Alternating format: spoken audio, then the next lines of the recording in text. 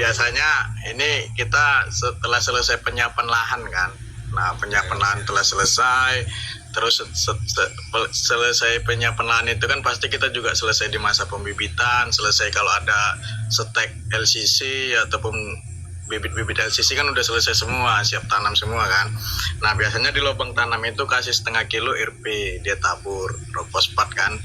Nah, itu kita tabur, baru kita masukkan bibit tadi, ya kan. Terus kita masukkan topsoil, kan itu biasanya kan pada saat pembuatan lubang kan harus kita ingat itu.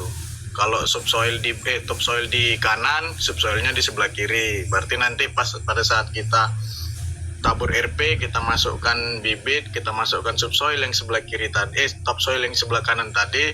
Nah, itu biasanya ada yang dikasih pupuk, tergantung tanahnya. Ada yang pakai dolomit, ada yang pakai dia pupuk CRF kayak Agroblend, salah satu contohnya lah kan, itu setengah kilo juga.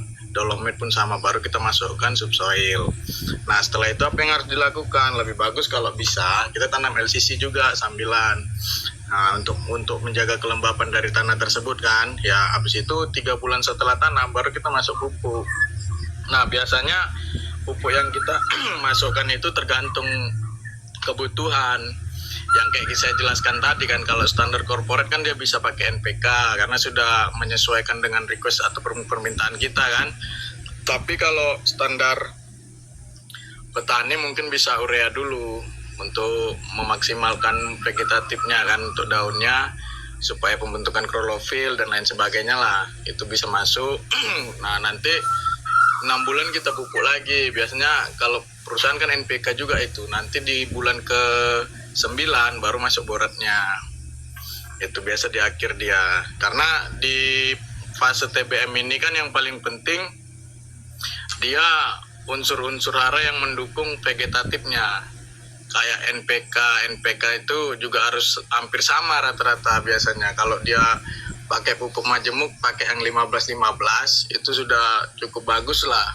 Itu biasanya dosis di NPK itu cukup di 3 bulan pertama itu setengah kilo, baru di bulan selanjutnya itu masuk 250 gram dulu, baru setengah kilo di bulan ke 6 bulannya, 9 bulannya 750. Nanti ulangannya juga sama, mau pakai 3 bulan sekali, tapi dinaikkan setiap aplikasi itu 250 gram. Nanti di ujung pada fase TBM 3 dia kena di 2 kilo ujung bulan terakhir.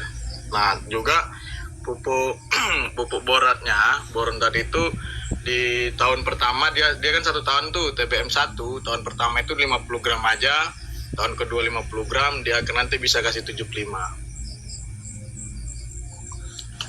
Tinggal bulannya menyesuaikan. Kalau kita masuk NPK dulu baru borat, NPK dulu baru borat, atau borat dulu baru NPK. Tapi tergantung kondisi tanah ya. Biasanya orang pakai NPK dulu atau tunggal dulu, nitrogen, fosfor, kalium, baru dia masuk borat.